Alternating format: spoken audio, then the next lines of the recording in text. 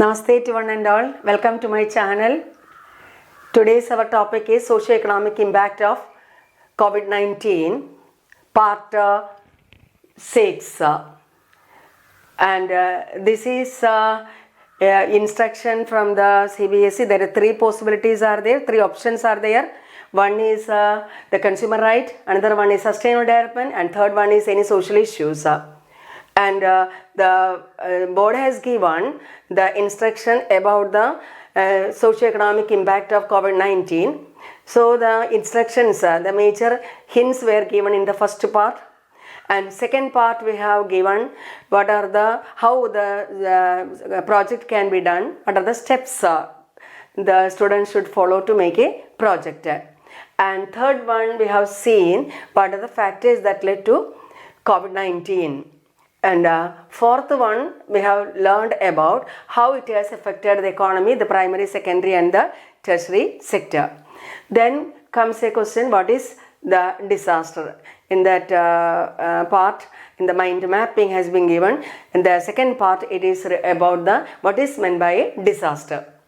And here we can see how it is a disaster. We have seen why we say it is a disaster, because when we go through the disasters, we can see that four categories of disasters are there. Other than man-made and natural, four categories are there. And in the four categories, first one is the geophysical disasters. Geophysical disasters, that is the earthquake, tsunami, volcanic eruption, landslide. They are the geophysical disasters. Then comes the hydrological disasters due to water. That is, flood and avalanches are the examples of hydrological disasters. Then we can see that what about the climatological disasters? Climatological disasters, that is severe temperature, high temperature, extreme temperature, the wildfire, etc. come under this category.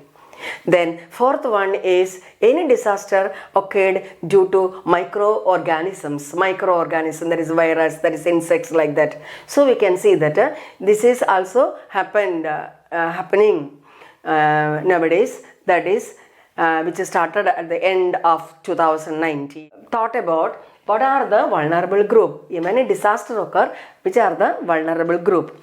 Here we can see children, elderly, weak people, then pregnant women, disabled people, malnourished people and impoverished people. They are the vulnerable group. Then children, how the children are becoming vulnerable group? Yes, what is the main reason? Because children breathe more air than adult and absorb harmful materials from air.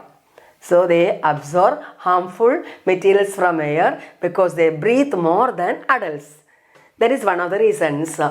Then another point is that as their kids, as their children, they needed vaccines, and we needed specially designed equipments to rescue them. So in case of the rescue operations, like a normal people, they cannot. So specially designed equipments for emergency situations. Then third point is that they spend more time outside. Yes, most often they will play outside, or they may be sitting in the courtyard, or that is why that they put, and also they put their hands in their mouth more than adults, more often than adults. So there are more possibilities that they can be endangered. Then they cannot communicate their symptoms. Suppose anything happens, they cannot communicate their symptoms. That is another reason why they come under the most vulnerable sections of the society because of the disasters. Then we can see elderly weak people. Yes, elderly weak people, of course, if a disaster occurs, they cannot move all on a sudden, or after the disaster, their impact is more on this type of people, in these categories of the people. Then the pregnant women, of course, we know. Then disabled people, they cannot move. Maybe they may be handicapped, because of this they can't move. And another one, malnourished people also weaker people, they should get, all on a sudden they should get the help, then only they can get rescued, or they can escape from that particular area. And impoverished people, and this impoverished people may be that not only the people, the area may be impoverished because of the disasters. They will fall into that much poverty that they cannot come out. As a result of the disaster, what happens to the humanity, what happens to the community? That is, they will become emotionally desperate, physically they will become more weak, and another thing is that most often some of the members may be missing, and they may be separated. They will lose their home, they will lose their surroundings, neighborhood. All on a sudden they feel that they become isolated, nothing in front of them, no livelihood, no occupation. So that condition, we can see that is the most vulnerable condition. From these vulnerable conditions, we can see that the government, the authority, some agencies, some institutions should help them. That is a major thing. That is, if a disaster occurs, they themselves cannot come up. In order to save them from that, in order to rescue them that particular condition, somebody, some outside agency should come. Then only from the disasters the people can be saved, and they can, after all, it will take a longer time to lead a normal life. That is a major thing we have to focus on. We have to remember about a disaster. That is why we call it as a disaster.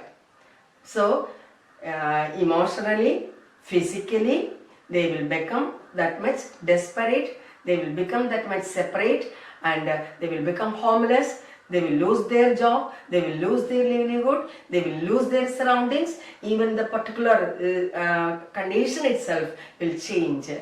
And especially who are affected, we have told these are the people, if they become alone, think that what will be the condition of that particular area. So that is a thing you should keep in mind, that it should not happen. But COVID-19 is continuing, and we have seen that when I uploaded the video in on July 22nd, that time about 213 countries are affected. That's total countries and territories are 249. Among the total countries and territories, 213 countries were affected COVID-19. And why we call it as COVID-19? Because it is novel coronavirus which is identified. That virus has been identified the year 2019. That is why it is known as COVID-19.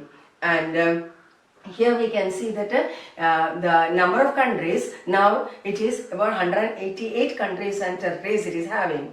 So anyway, let the pandemic disappear as early as possible. What is the difference between the epidemic and pandemic? Epidemic means it is a spreading disease, and pandemic means it is moving from one country to another country. When it is moving from one country to another country, one continent to another country, that we call it as a pandemic, a disease, widespread disease that is spreading from one country to another country. This COVID-19 is a pandemic, and these are the people who are vulnerably affected. Let it go away, let it disappear as early as possible. Thank you, children.